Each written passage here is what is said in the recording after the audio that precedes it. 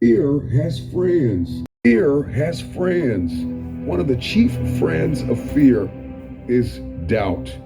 Combining academic knowledge and old school wisdom, that's what makes an impact.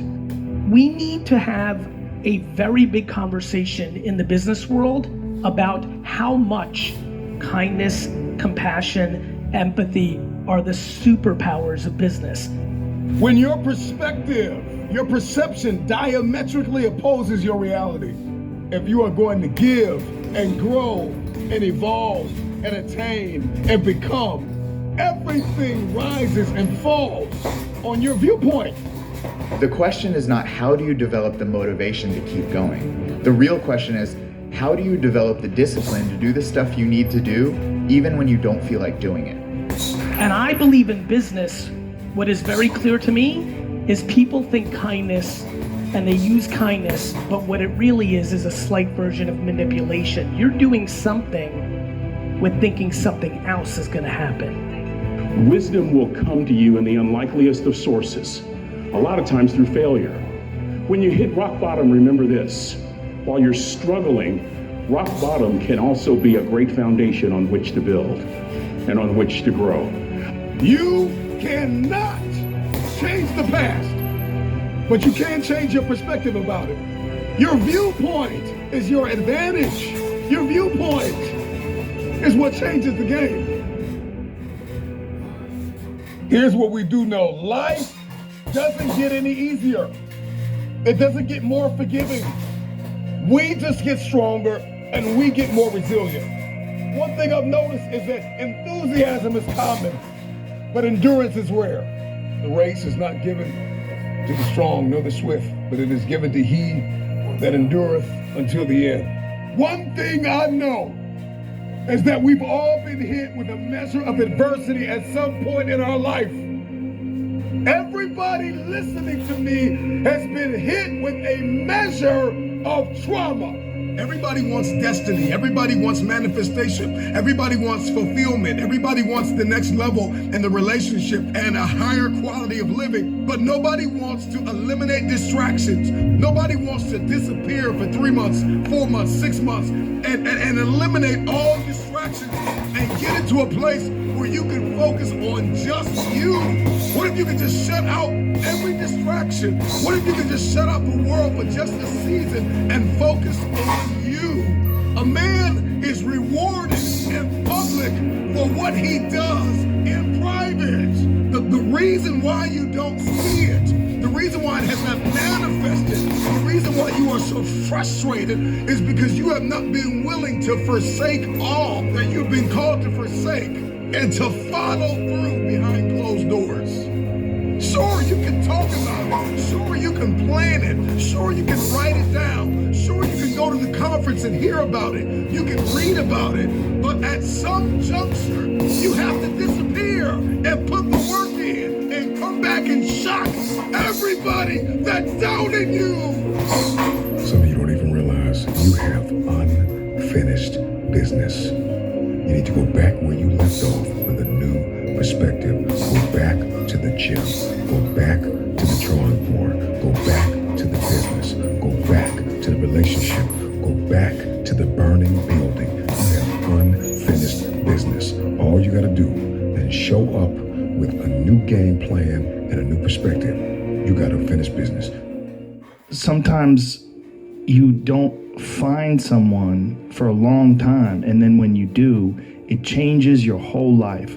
You find someone, maybe it's just a YouTube video, and it's you saying it's still your motherfucking set, and it's you just pushing people and telling people to go get after it, and people see that, and all of a sudden it's like they get goosebumps, their heart starts racing. It's like you gave them a drug, like you gave them fuel. And then they want to change their life. Then they want to watch you tomorrow. And then they want to watch you when they're at lunch break. That's fuel. And you literally can change a person's life through that. Because we need each other. I mean, it's one more piece of evidence that we need each other. And that we have this sort of a very strange, loose-fitted community of all human beings together. when someone like you does something that's exceptional and says something that's exceptional and has these inspirational words, it can change a person's whole life, change their whole path, change who they are. I've gotten so many messages from people that say, I lost 130 pounds. You know, I did this. I got off sugar. I'm been running every day. I hit the gym 5 days a week now. I'm a different person. I'm drinking water. I'm exercising. I take vitamins. I'm eating healthy. I got more juice. I got more energy. My whole life is different now. There's no personal satisfaction in accomplishments if nobody loves you. You're not going to enjoy it. Love is the most important thing. That sounds so cliche, but without love, it's all useless. Yeah. It's all useless. We all need each other. Yeah. We really do. There's something beautiful about that, though. You know, like you can't just go it alone. You really do need each other. Through time and effort, you build a stronger human. You build a stronger body. You build a stronger mind. You build accomplishments and will and momentum. And then you look back and you go, hey man, I'm not washing tables anymore. You know, I'm not washing dishes. I'm not cutting lawns. I'm not digging ditches. I'm a different person now. You are not your past. You're you. You're you right now. You might have done some things you wish you hadn't done. Don't dwell on that. You learn from it, that's fine, but don't dwell on it. Just keep moving. Keep moving. You know, use it as fuel. Say, never again. I get what I did wrong, but don't think that you're that person that made those mistakes. You're the person who's learned. How much is it?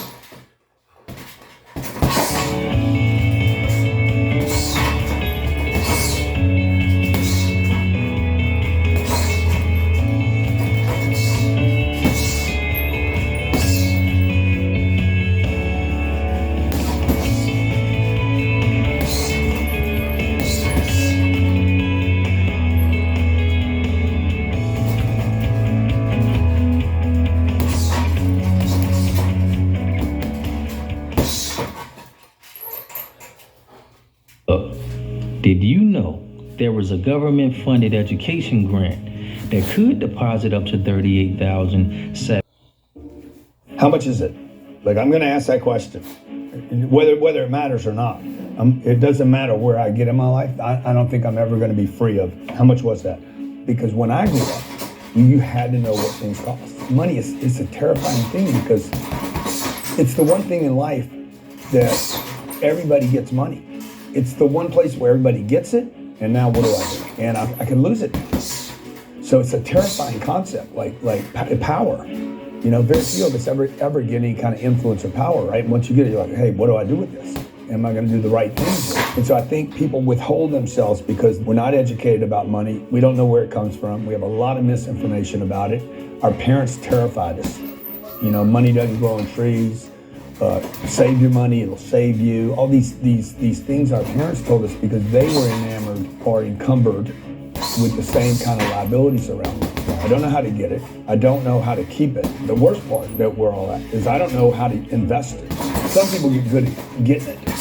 Very few, actually.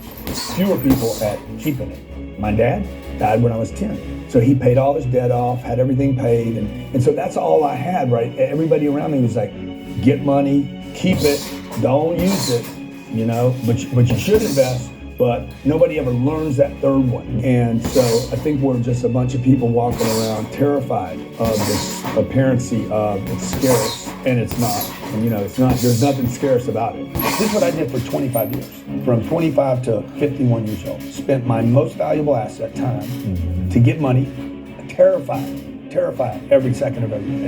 That's really what's driven me the whole time. It's terrible. When you don't know, you're going to be scared. So I'm going out to get money. I won't spend anything because I'm terrified if I can't. I don't know how to get more. I'm worried I can't keep getting more. So then I get the money and then I rush off and spend my most valuable asset, time, again, and bring it to the bank. Still today, man, it's tough for me to buy blue jeans if they're not on sale. And I'm like, this is stupid. And they're like, well, I'm just going to wait. Right. You know? So, you know what I'm saying? But it's really stupid that I even worry about it. Right. And I'm not saying on the come up, I think you should worry about it. Right. But there needs to be when you can turn that switch off. One-dimensional players aren't in the league. One-dimensional players ain't in the league. What made Michael Jordan is he could put up 30 and he could shut your butt down.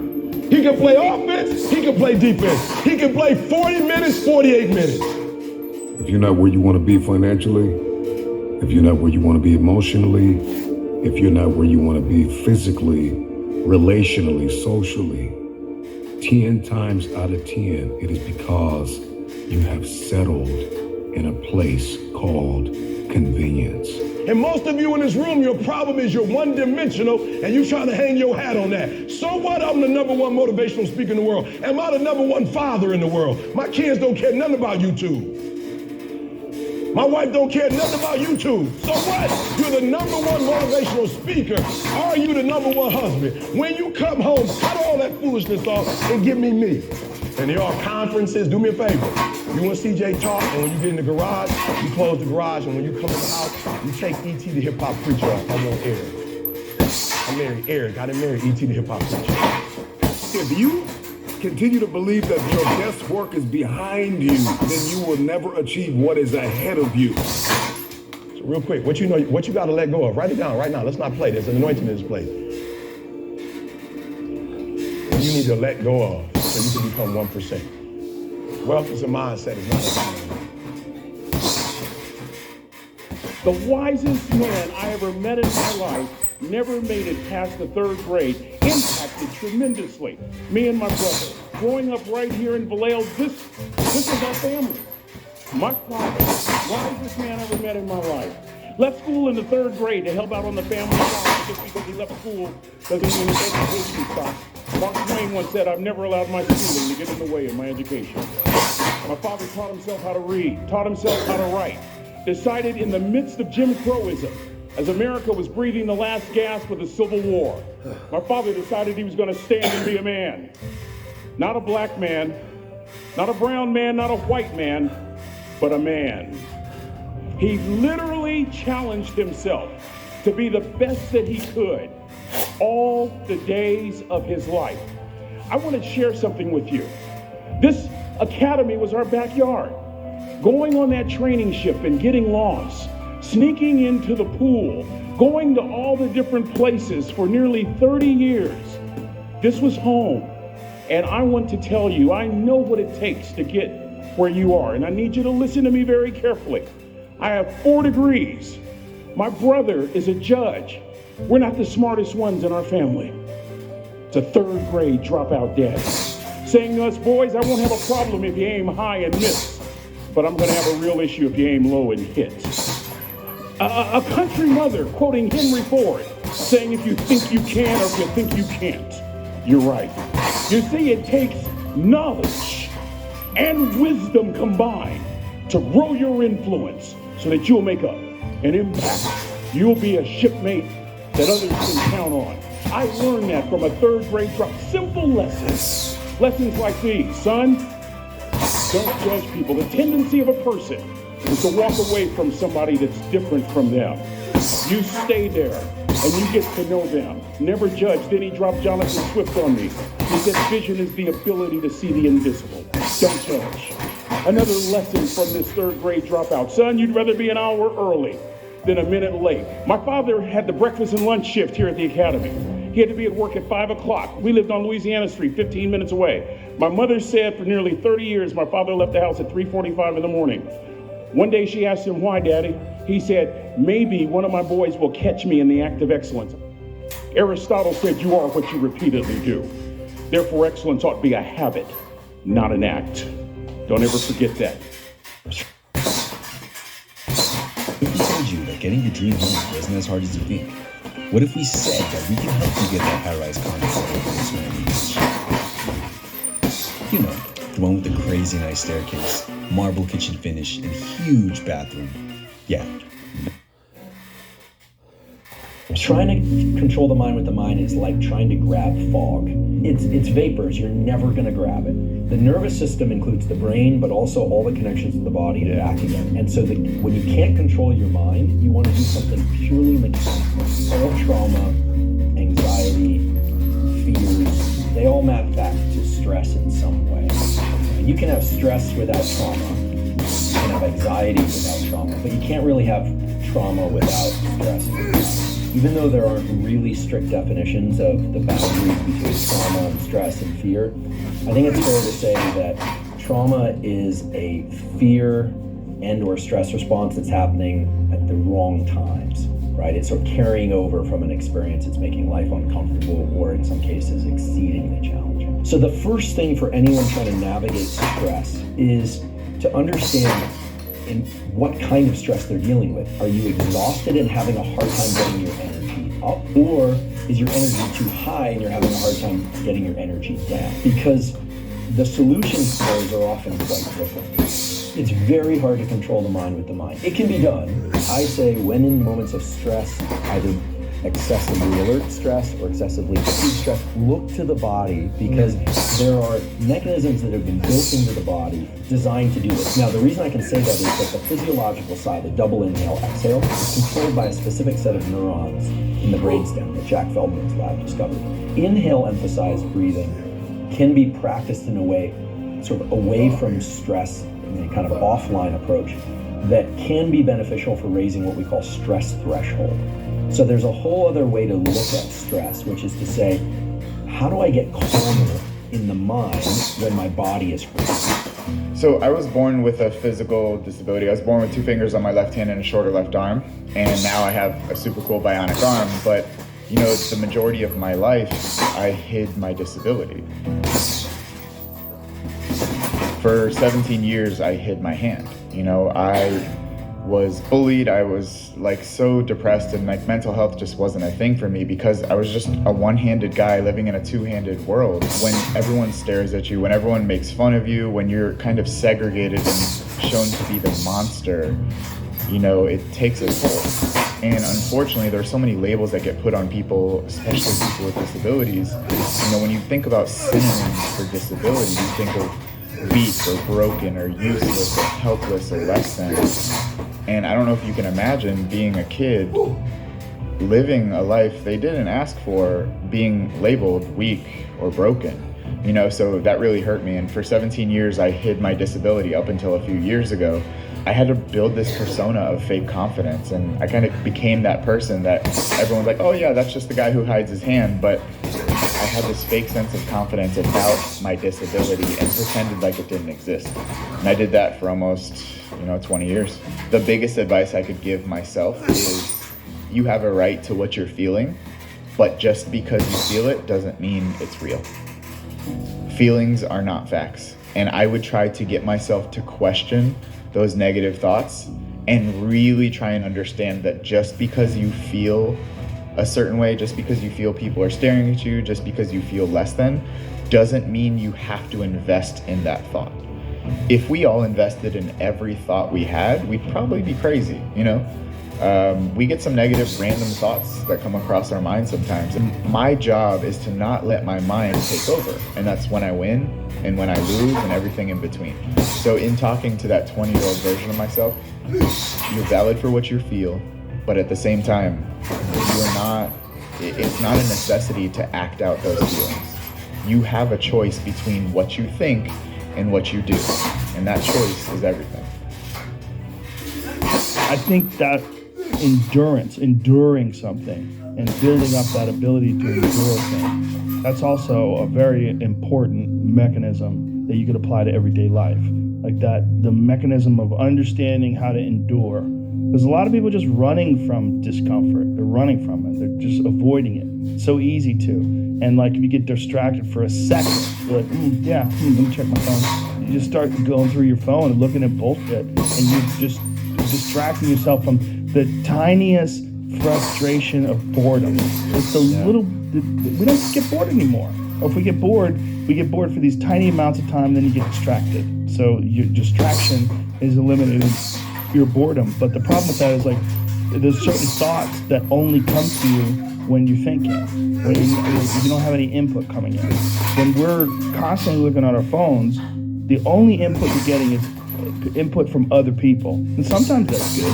Sometimes you get good stuff out of that. But it's like a diet of only fruit. Hey motherfucker, you need some protein. Yeah.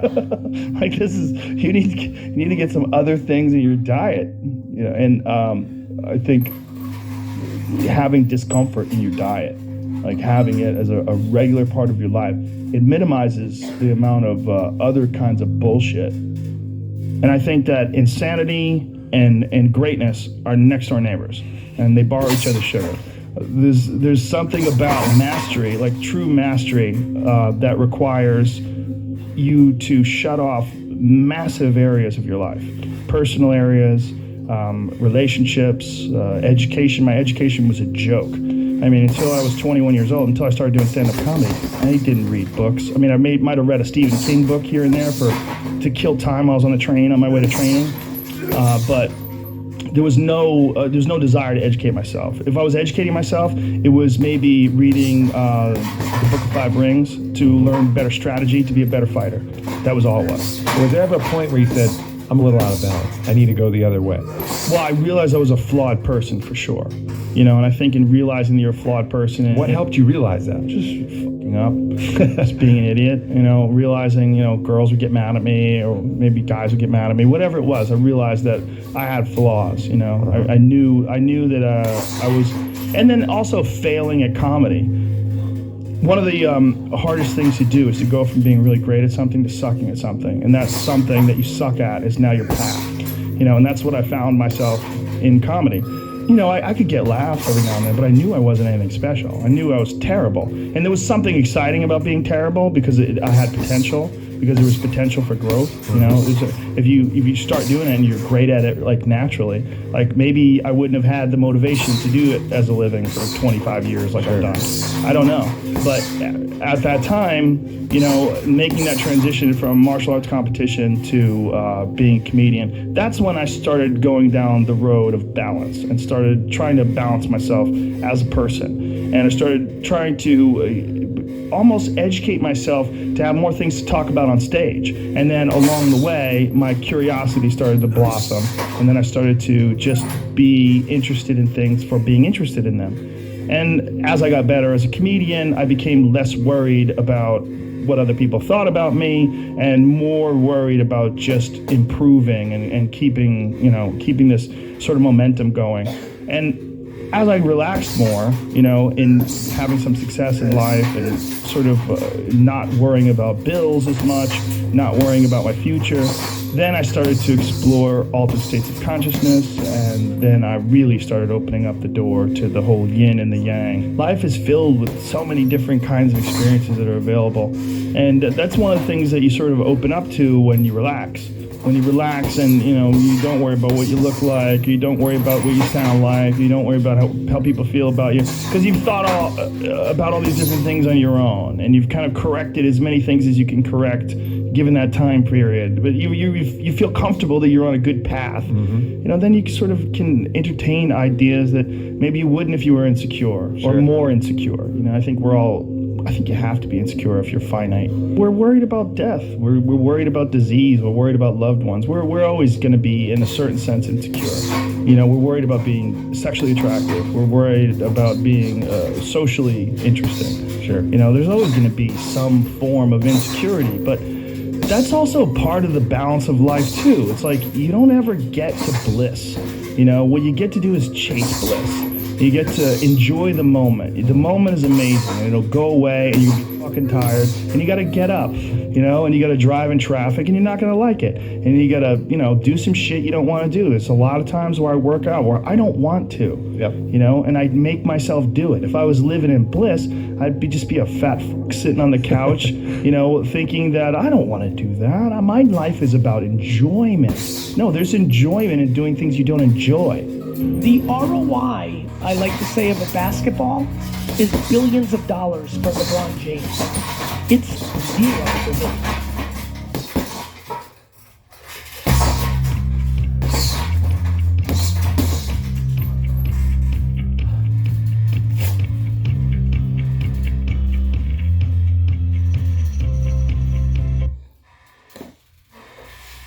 How one plays with the tools is the variable of success. I do believe that the far majority of what is the opportunity in this room or the limitation sits in two very simple categories. One's uncomfortably black and white, and one is remarkably gray. The black and white is what I just started with. Until you start making dozens of videos, pictures, and written articles a week, you will continue to leave an extraordinary amount of money on the table, and somebody sitting next to you is going to do it and take your market share. And I don't care if you've been the queen of that city for 30 years and work on your reputation, slowly but surely you will lose, because that's what always happens in business. I love OG life, and it is absolutely building on reputation. But I love when an agent says to me, "Dear, you don't get it. I dominate this town for the last 30 years. I'm like, "Dear, you don't get it. You don't get it. Much bigger companies than you have gone out of business with fucking audacity." And it is audacity in 2022. It is only, and this is very clear, if you're sitting in the crowd and you're not doing this work, it's only two things, and they're both interesting. One is audacity. You're audacious that what you did in 1993 or 2001 or 2007 is enough for you to dominate 2022. Or you've lost your ambition, which is okay. I don't think of that as a bad thing. I don't think it's a bad thing that you're not as hungry. Maybe you've scratched your itch. Maybe you do want to do other parts in your life. But look, don't lie to yourself. And understand yourself on where you are in your journey. 2022 is going to be a remarkable opportunity for this room. The question is very simple though. Who's going to actually put in the 30 hours of work starting today to actually know how to do pictures and videos and written work on these platforms, and who's not? And it becomes a very simple game. It's a black and white prescriptive game. You're either good at it or you're not. No different than basketball.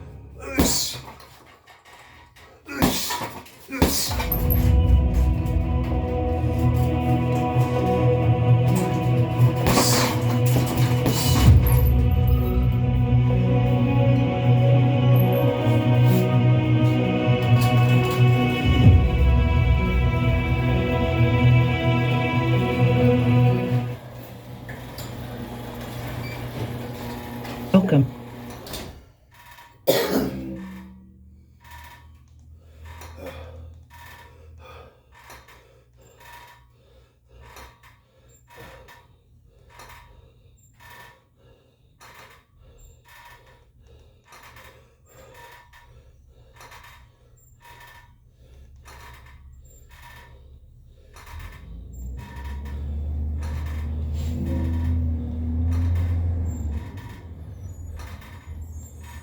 What? Well, that's in the garage.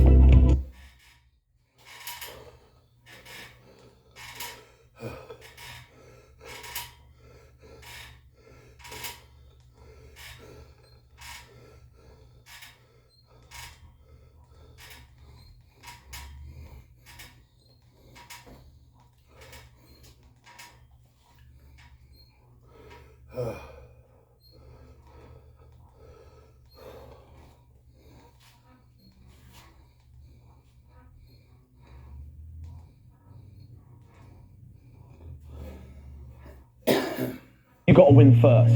The battle inside your mind.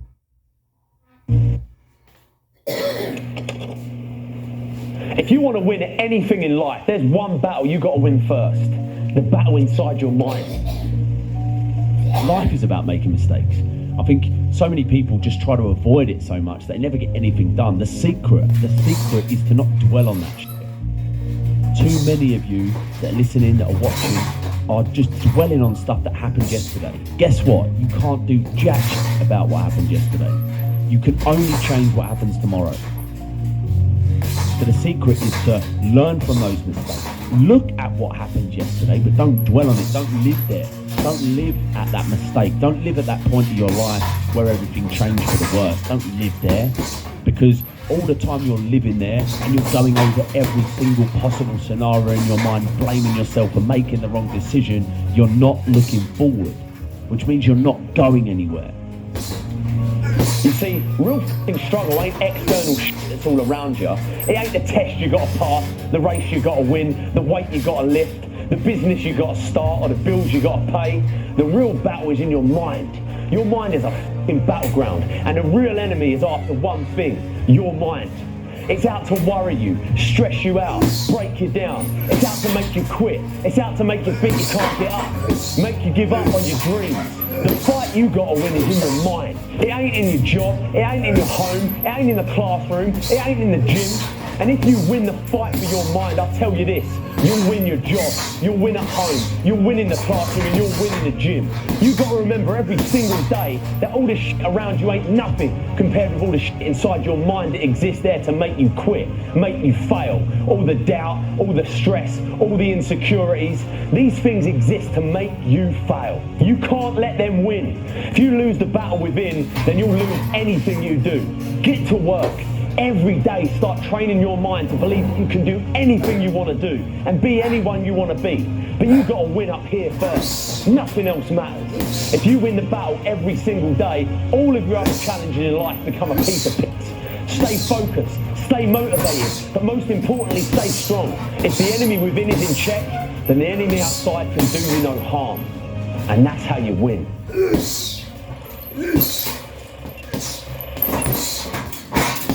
I remember hearing this old story.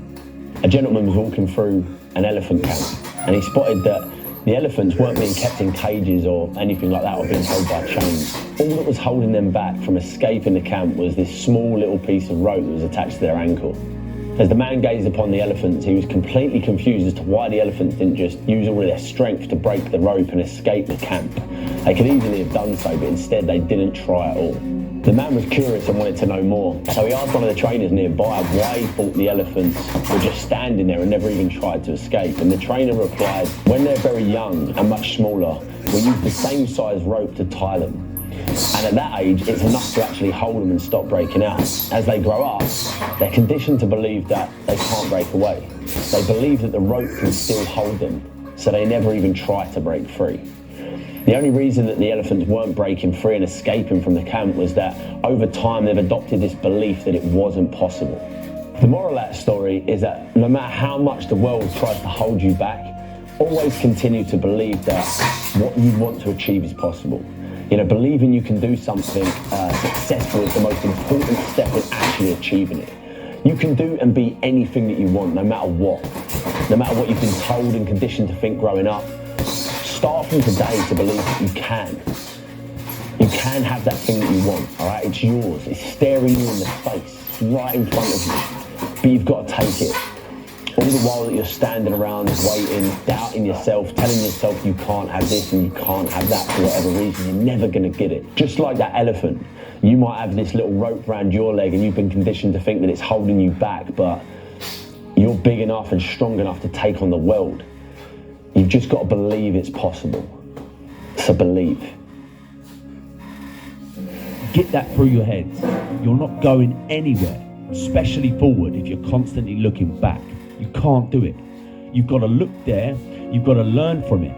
All right, what did I do? Okay, great, that's what I did. So guess what? Don't do it again. That's it, end of story, move on. That's all you can take from that situation. Sitting around dwelling and just constantly going over it in your head is going to do nothing but drive you fucking mad. Move on. It's done.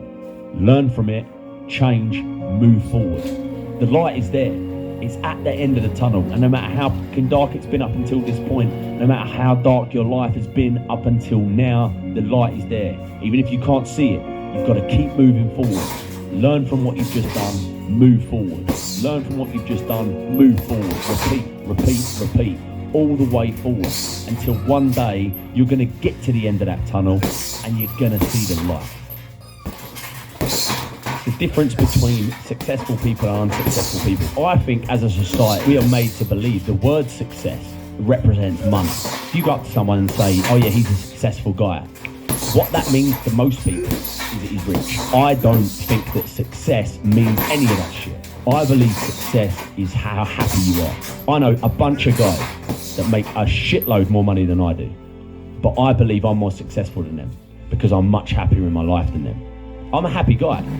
But because I know that, what I do is I go about my day-to-day basis looking and trying to find stuff that makes me happy. If you earn 30 grand a year and you're, doing whatever job and you're getting by and you're happy, you're just like, and you're not complaining, that's the secret, right? You're not a complainer. That is what unsuccessful people do. Unsuccessful people will stay in a situation that isn't making them happy and they'll sit around and bitch and moan about it. When I got to a stage in a job, no matter what I was doing, when I was labouring as my first job for a bricklayer, when I was in labouring as a roofing, in the factory, when I was a broker in the city, whatever job it was, I always enjoyed it. When I got to the stage when I found myself unhappy and moaning about it, moaning about the situation I was in, moaning about the money I was on, moaning about the amount of work I had to do, whatever it was, when I found myself moaning, that alarm bell went off in my head and said, right, it's time to change. It's time to make the decision to leave. And I think so many people in this world are stuck in a job that they hate and they're bitching and they're moaning about it.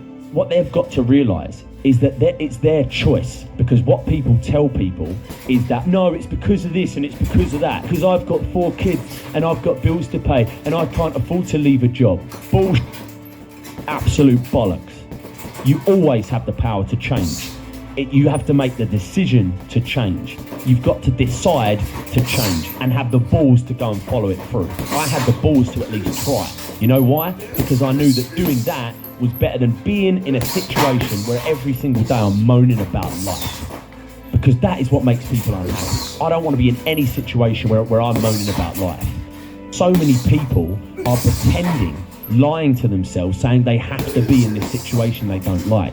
Wake up, guys. Stop being a victim of your life. That is what being a victim of your life to me means. You have the power to choose where you are, which means that right now, if you're unhappy, you're choosing to be there. You're making the choice. You've got to start to believe that. But on the upside, you've also got the power to make the choice to change and do something about it. And that's the difference between successful and unsuccessful people. Successful people are happy with their lives and they don't moan. Being happy is the key.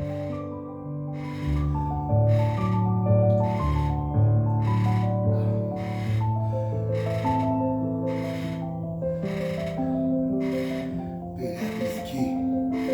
Staying positive is the key. Life.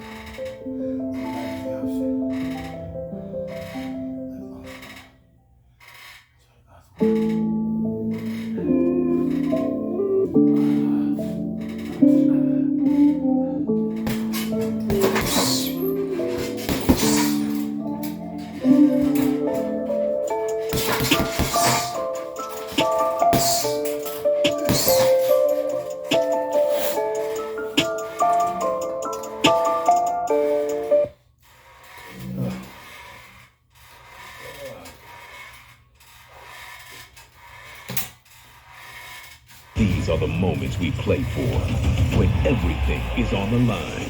It's time to prove what Dub Nation. It looks like a swimming pool. Yeah. You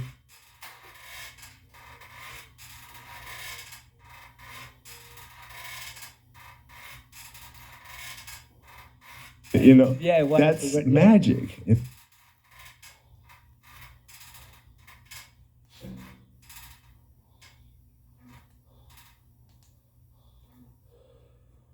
Do something that I haven't done thousands of times before.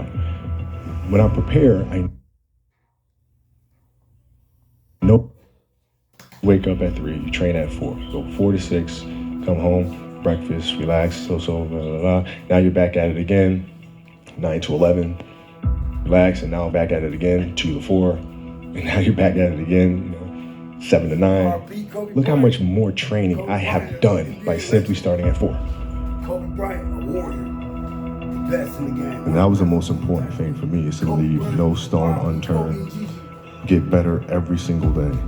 And if I lived that way, then over time, I'd have something that was beautiful. But that was my philosophy. It seems like a pretty simple one, but if you live your life to just get better every single day, you do that for 20 years, and what do you have? Overall, the ideas are very simple, and the Mamba mentality simply means trying to be the best version of yourself. That's what the mentality means. It means every day you're trying to become better. And it's a constant quest. It's an infinite quest. To me, the mentality is a really simple one, in the sense that the confidence comes from preparation. So when the game's on the line, I'm not asking myself to do something that I haven't done thousands of times before. When I'm prepared, I know what I'm capable of doing, I know what I'm comfortable doing, and I know what I'm not comfortable doing. Right? And so in those moments, if it looks like I'm ice cold or not nervous, it's because I've done it thousands of times before. So it's one more time.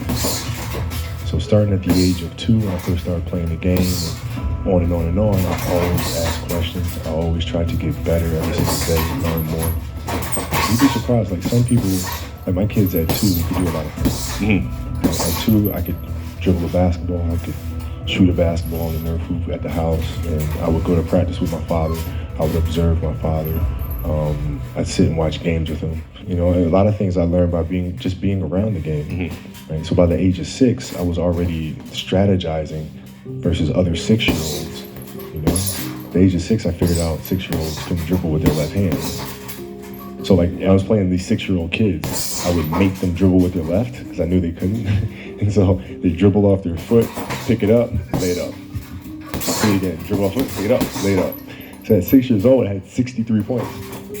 I just constantly looked for things to learn from, and I'm very observant. The passion came from the love for the game. I loved everything about it, like the smell of the ball, the smell of like brand new sneakers, and like the sound the ball makes when it hits the ground, the ball going through the net, like all those things I love. And so the passion comes from that, because once you have that love, you just want to be a part of this thing all the time. I was born to play basketball, you know what I mean? And I played a lot of different sports, but nothing brought me the sense of peace and escape as a game of basketball. When I need that escape, it's there for me, right? When I need a friend, it's there for me. When I need to vent, and don't dunk and it's there, So the game is absolutely everything for me.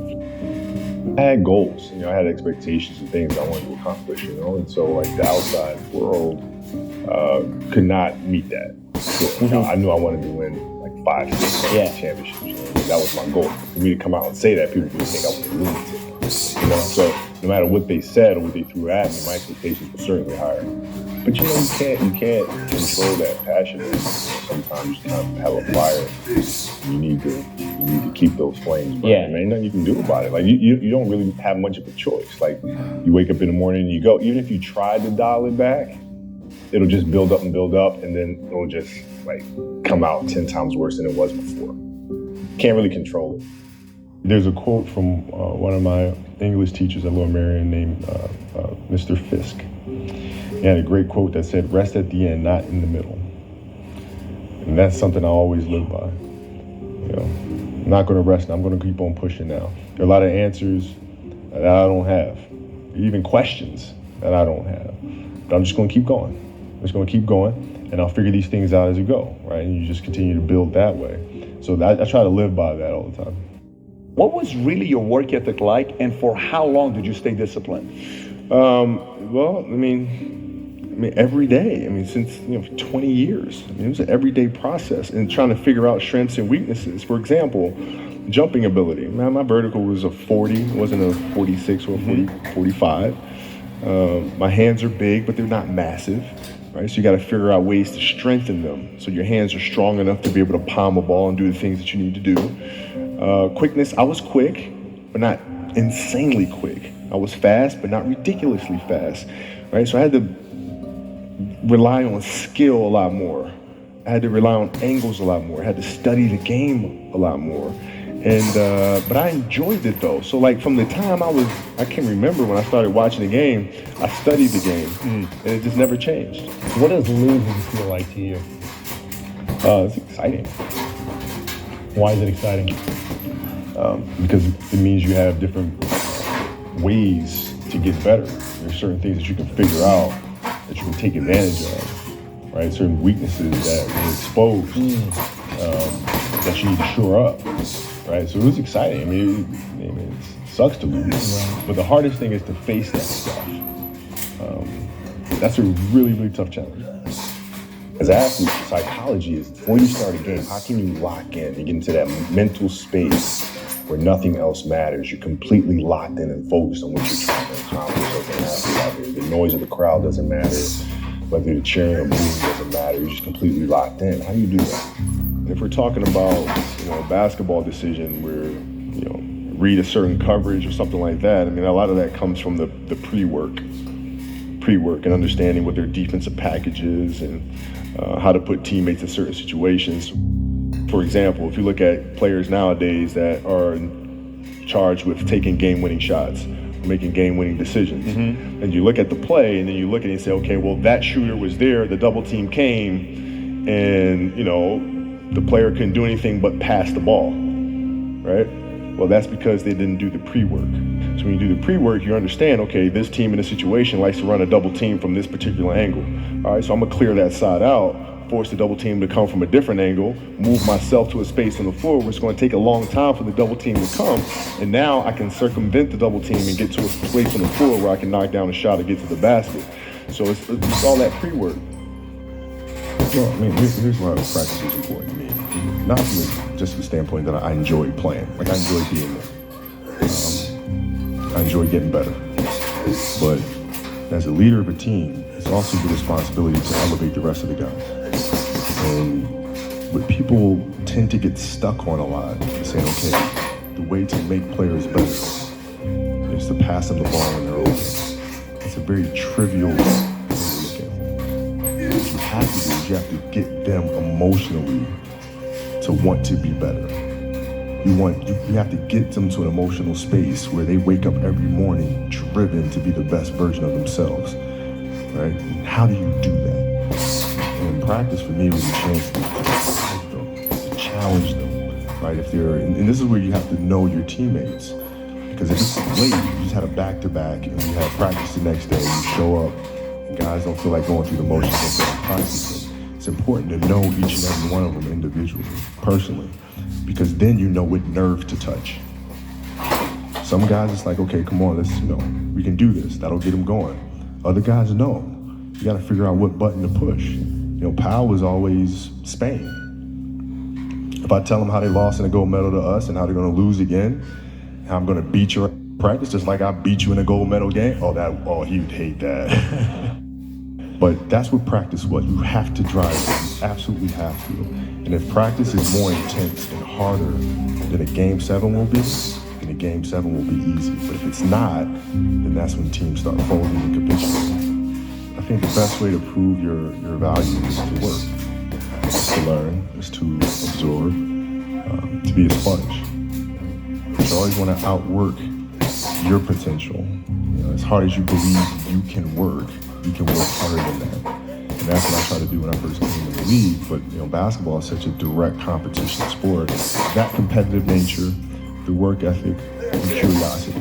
Because I asked a lot of questions. Playing with Byron Scott, I asked him a lot of questions. Eddie Jones, who was great at chasing guards off the screens, and I didn't understand how to do that. I would sit with him before practice, after practice.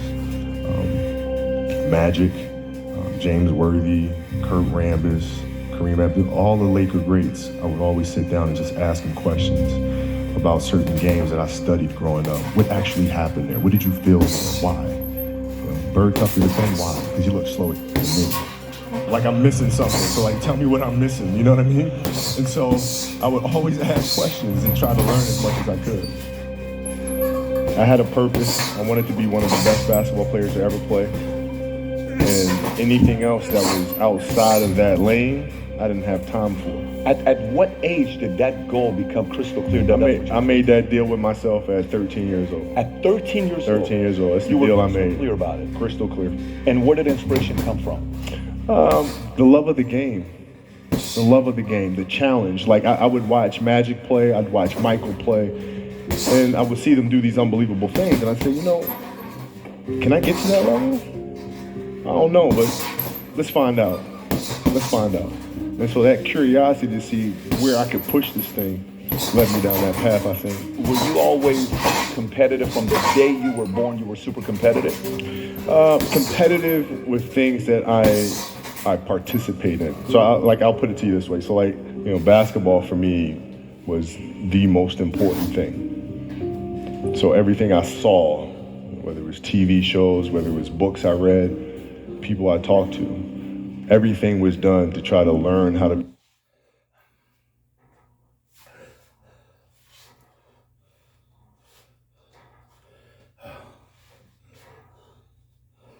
You know you can get a free testosterone test right now at fountaintrt.com. There are dozens of companies charging anywhere from $49 to $99 for a testosterone.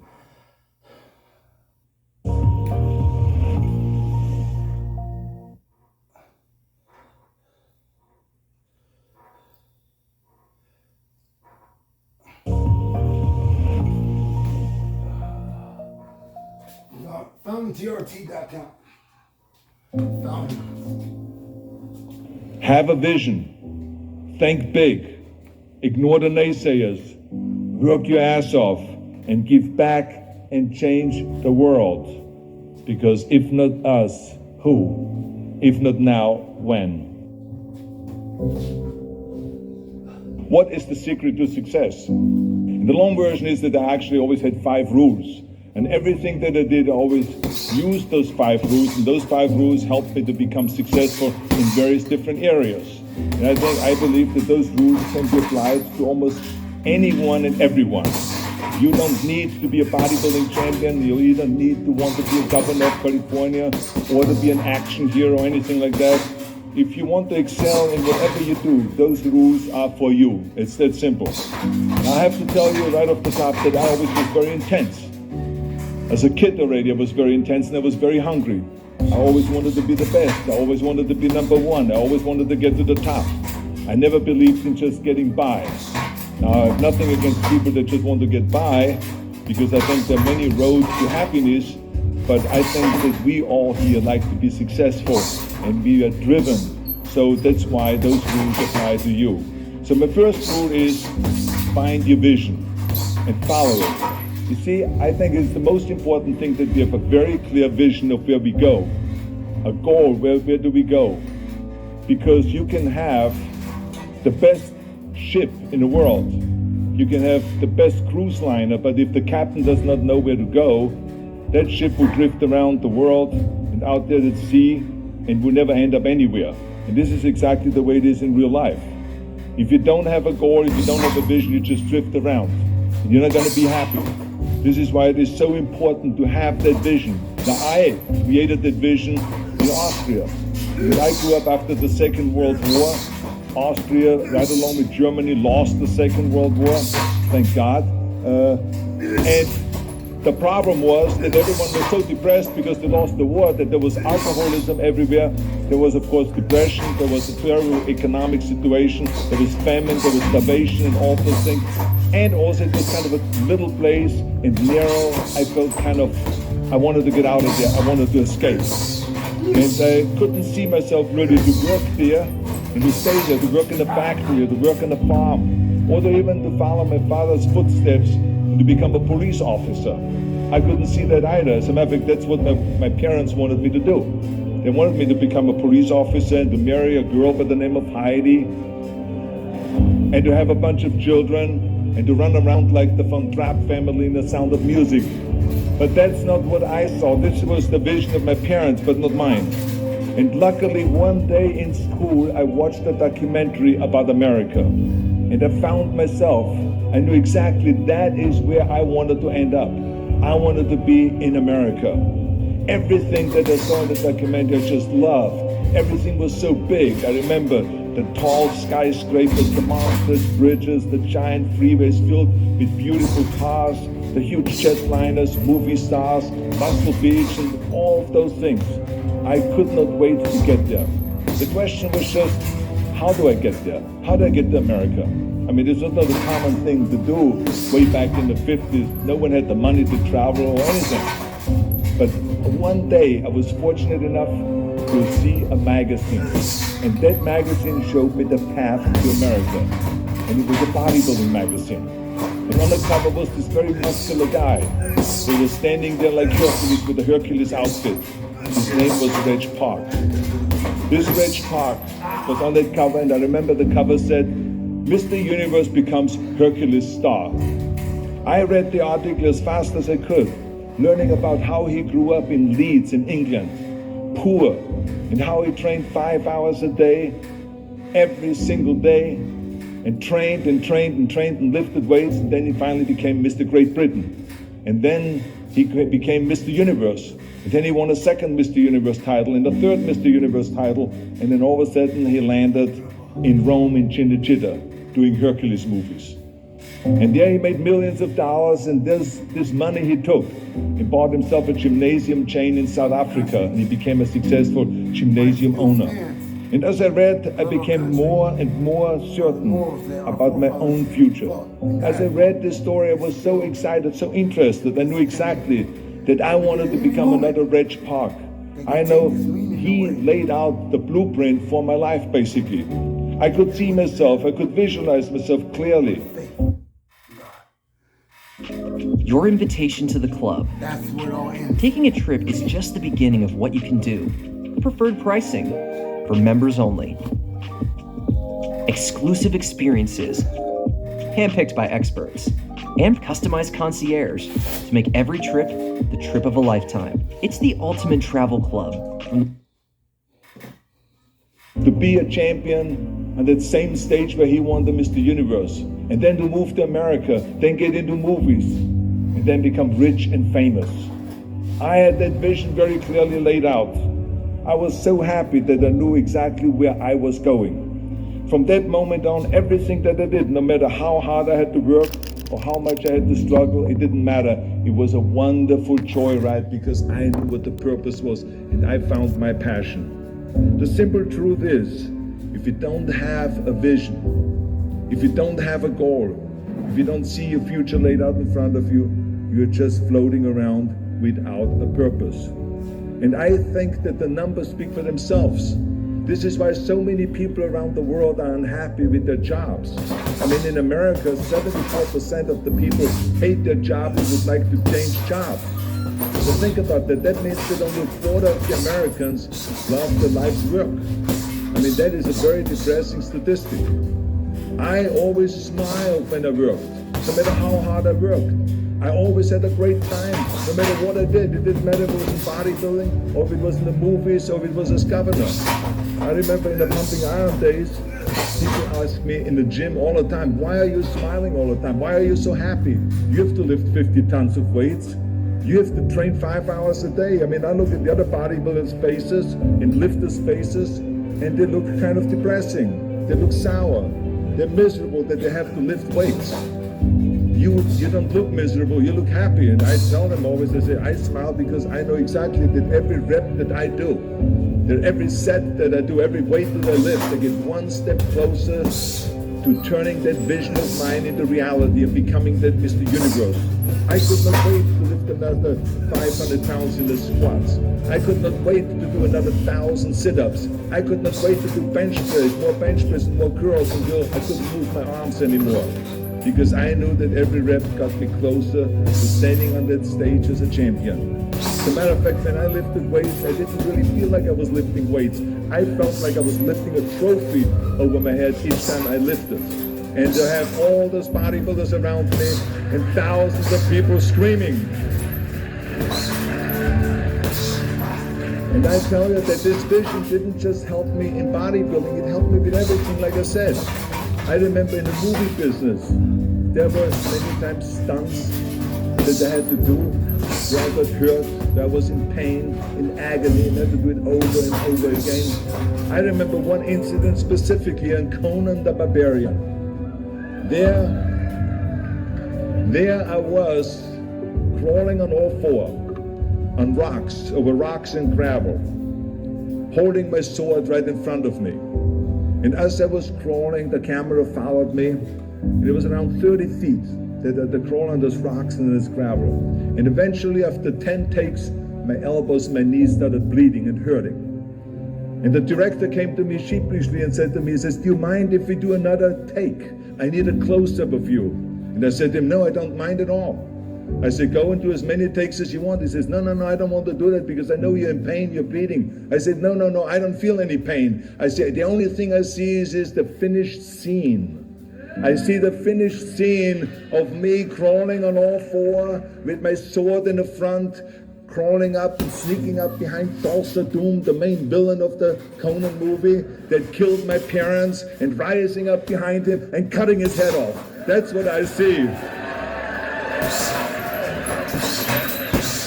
Remember, crush your enemies, see them driven before you, and hear the lamentation of their women. So this is why, because I visualized that scene, this is why I did not feel that pain. I did not care if I was bleeding on my knees, because I know that pain is temporary, but the film is permanent. And I explained that to the director, so this is why I try to tell you, always discover your vision, and the rest will follow.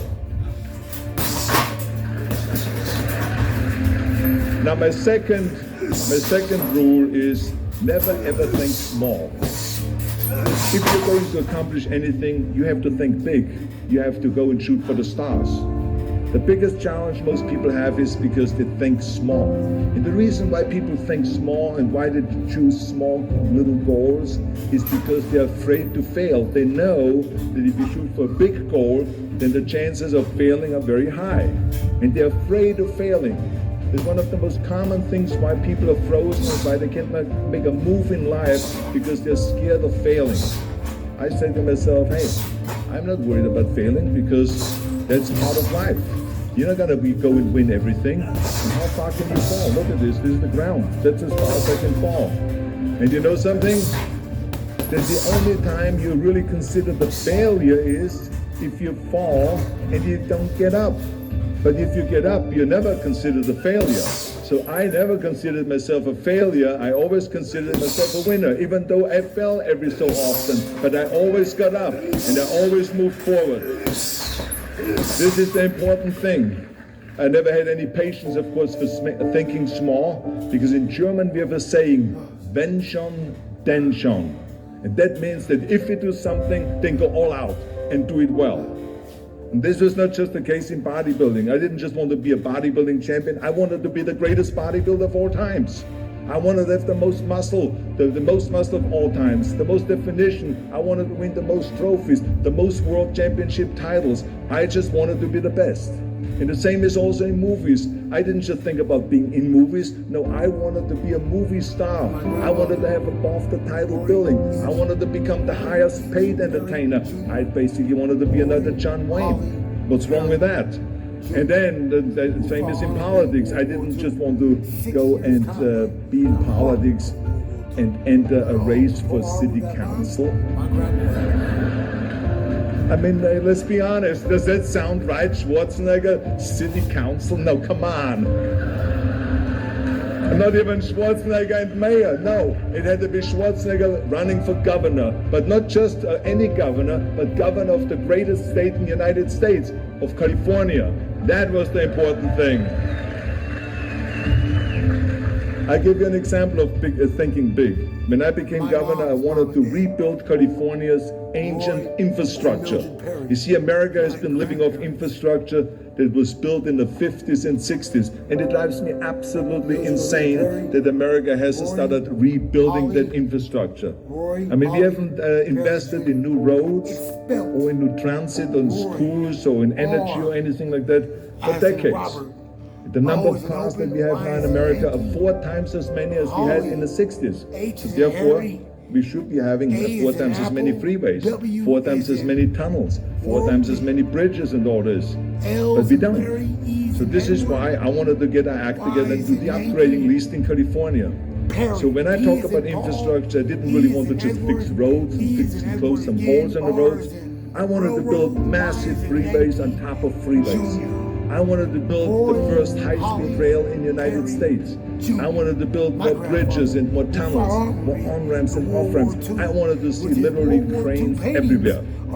Well, there was no excuse for Californians to get stuck in traffic, and there was no excuse really to send your kids in overcrowded classrooms and schools, and there was also no excuse that Los Angeles has a 100-year-old sewage system. That's shitty, I think. I am very patriotic, not only for this country, but for my grandfather. The first cutting of the season is critical.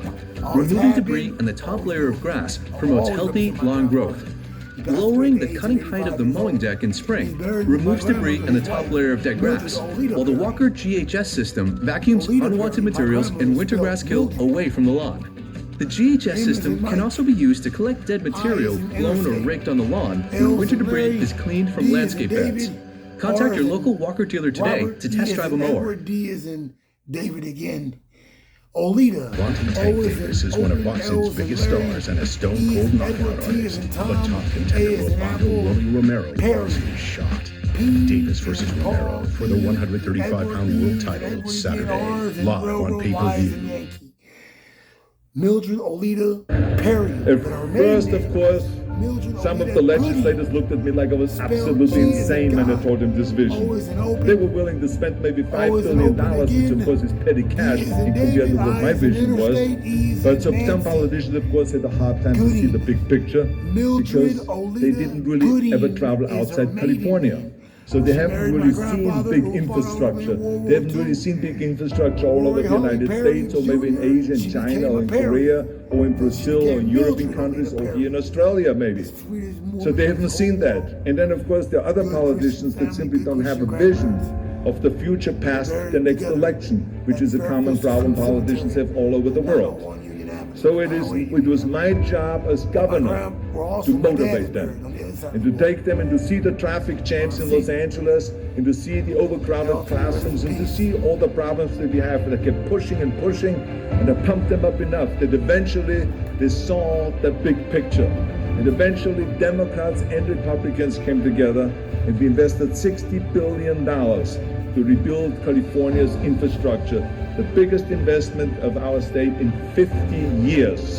So that's what we did because we had a big vision and everyone bought in on this big vision. So remember, never think small, think big. A third rule is ignore the naysayers. I think it is natural that when you have a big vision and big dreams and you have big goals that people are gonna say around you, I don't think it can be done. I think it's impossible or no. I tell you, I heard this all the time, but I want to tell you, don't ever let them stop you from dreaming and from shooting for the big goals. Because eliminate just simply those words, no, impossible, and it can't be done. I mean, in each one of my careers, when someone said it's impossible, I heard it's possible. When someone said it can't be done, I heard it can be done. And when someone said no, then I heard loud and clear, yes. So this is what I believe in. I am a big believer of what Nelson Mandela said. He said it always seems to be impossible and still someone does it. And that's exactly what it is. And I wanted to be that one that does it. I wanted to break the new records, and I wanted to do something that no one else has ever done. So I think that's what you need to do. Don't ever be worried about that someone hasn't done it. Just think about how many times my career would have stopped. My career would have ended if I would have listened to the naysayers. I mean, it started right away when I was 15 years old and I became a bodybuilder. Right after that, when I said, I want to be a world champion in bodybuilding, I want to be Mr. Universe. They immediately said, are you crazy? You're in Austria. In Austria, you can become a ski champion or a bicycle champion or something like that, but bodybuilding is an American sport. Forget about it, it's nuts. Then when I wanted to move to America, they said again, it's impossible. You will never be able to do that. You have no money, you're all by yourself. And then when I wanted to go into show business, after I won 13 world championship titles in bodybuilding, I said, I want to be like Reg Park.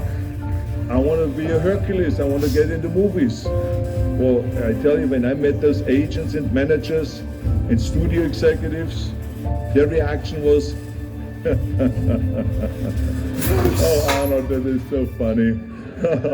You want to be what, a leading man? Oh, come on. I mean, look, first of all, let's start with your body. Look at your body. I mean, you're overdeveloped. You're gigantic. You're like a monster. Are you kidding me? Do you know what the new trend is? It's little guys like Dustin Hoffman, Al Pacino, Woody Allen. Those are the new sex symbols. Don't you get it?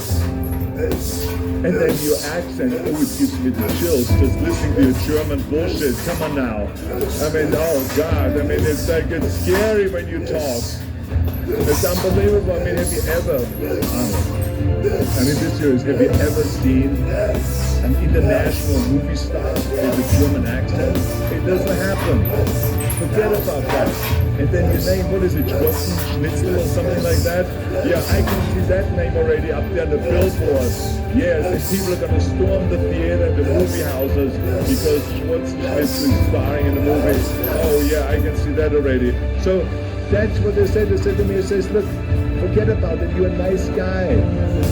I mean, you're bodybuilding champion, why don't you open a gymnasium or a health food store or something like that? You can help you with that, and then you get you on the side some little parts, like maybe playing a bouncer. I mean, with your body, perfect. Or maybe a wrestler. I have a good idea with your accent, a Nazi officer. Now that's really great for you. I call my buddies over at Hogan's Heroes. I mean, they would probably use someone like you. So that's what they said. Imagine that. Everywhere I turned, they said, no, it won't happen, it's not gonna happen, and forget about it. Luckily, I did not listen. I did not listen because I knew if I worked hard enough, and if I worked as hard as I did in bodybuilding, 5-6 hours a day, that I will make it, that I could prove them wrong. And I started working very hard. I started taking acting classes, English classes, speech classes, dialogue classes, even accent removal classes. I ran around all day saying lines like, a fine wine grows on a vine. Because you see, we Austrians and Germans have a difficult time with the V and with the W and with the F, we get it all mixed up. So it was a fine wine grows on a vine. Or the sink is made out of zinc. And all those kind of lines. I said, over and over, you know something? All of a sudden, I got a little break. In the early 70s, I remember, all of a sudden, I got a TV show. A little part, then another little part. And then all of a sudden, I got a phone call from Lucille Ball to be in her special Happy Anniversary and Goodbye, which was with Art Carney. I had this 6-minute scene as an Italian masseur.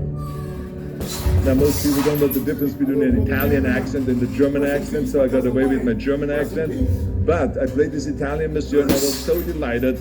And then right after that, I got a guest starring role in Streets of San Francisco with Michael Douglas and Carl Malden, and then Pumping On and Stay Hungry. And then, of course, I landed the big role as Conan the Barbarian. So finally, I got the big break.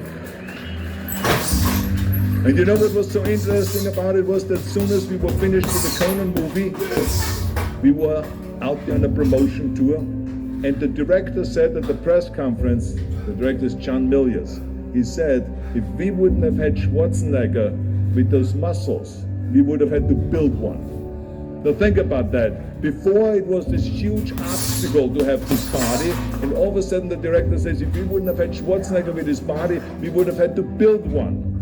Now what a turnaround. And then when I did Terminator, James Cameron said, which was really great. He said the I'll be back line became one of the most famous movie lines in history because of Arnold's crazy accent, because he sounded like a machine when he talks.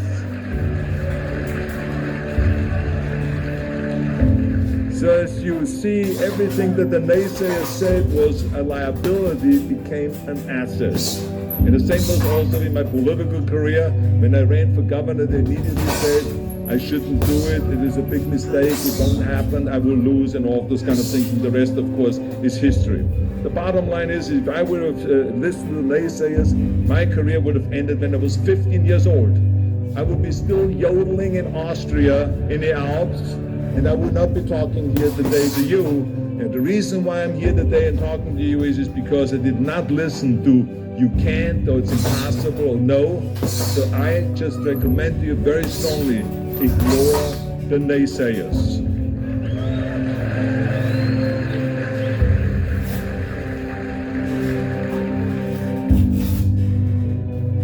My fourth rule is work your ass off. Nobody ever stumbled upon success by accident, except maybe the guy who found gold in California. But don't ever think that you can be that guy. I mean, you never want to fail because you didn't work hard enough. I always believed no stone unturned. Work your butt off. That's what I always believed. No matter what you do, work, work, work. I remember Muhammad Ali, one of my great heroes, had a great line in the 70s when he was asked, how many sit-ups do you do? He said, I don't know, because I start counting only when it starts burning. When it starts burning, that's when it starts counting. You see, that's what makes you a champion. It doesn't matter in what area you're in. No pain, no gain. The bottom line is, one of my rules, which is work your butt off. If you don't apply that rule, all the other rules won't mean anything. I mean, it drives me absolutely nuts when people say, I don't have time to work out. Haven't you heard that many times? I don't have time to work out, or I have worked so hard all day, I'm tired, I cannot work out anymore, or I cannot read another book, or I cannot improve myself, or I don't have time, or I work so hard that I cannot really improve my business, or I cannot grow as a person, or any of those things. What the hell are we talking about here? I mean, the day is 24 hours, you sleep 6 hours, so you have 18 hours left. I mean, I know there's some of you out there that say, well, wait a minute, I sleep actually 8 hours, but that's just sleep fast though, okay? You don't, I mean, let's not get bogged down with this stuff here. Listen, when I came to the United States, I remember that I trained 5 hours a day, every day, and I was managing a construction business, and I was a bricklayer, and I went to college also, and I took acting classes from 8 o'clock at night to 12 o'clock midnight. All of that in one day. Every day I did that. I did not worry about it. I knew that I had 24 hours and I didn't want to waste one single hour, because I believe of what Ted Turner said, who is one of the great entrepreneurs who started CNN and so on. He said, early to bed, early to rise, work like hell and advertise. So that's what I believe. Just remember, you can't climb that ladder of success with your hands in your pockets. You must work your ass off. It's that simple. And my fifth and last rule is, don't just take. Give something back. Leave your mark on the world. I believe that we all have an obligation to do something for our community, something for our state, something for our country. We must serve a cause that is greater than ourselves, because we all know that in the end we will be judged not by how much we made, but by how much we give. Ever since America greeted me with open arms, I've had this sense of responsibility, and I felt obligated to give something back to America. Because I know that everything that I have accomplished is because of America. If it's my bodybuilding career, if it is my show business career, my political career, the money that I've made, my great family that I have, all of this is because of America. But I have to recognize the fact that America did not become the land of opportunity in this great country by itself. No, in history, People worked tirelessly in America. People fought and people died to make it the land of freedom and opportunity and the land of liberty. So now it is our responsibility, if we want to keep it the #1 country in the world, to work for that and to give something back to that country. And it doesn't matter if you're in America, or if you're in Australia, or if you're in China, or if you're in Japan, or in Italy. It is the same thing. You all have to give something back to your country, no matter where you're from. Now, I love the words of my father-in-law, Sergeant Shriver, who started the Peace Corps, the Job Corps, legal aid to the poor during the Kennedy and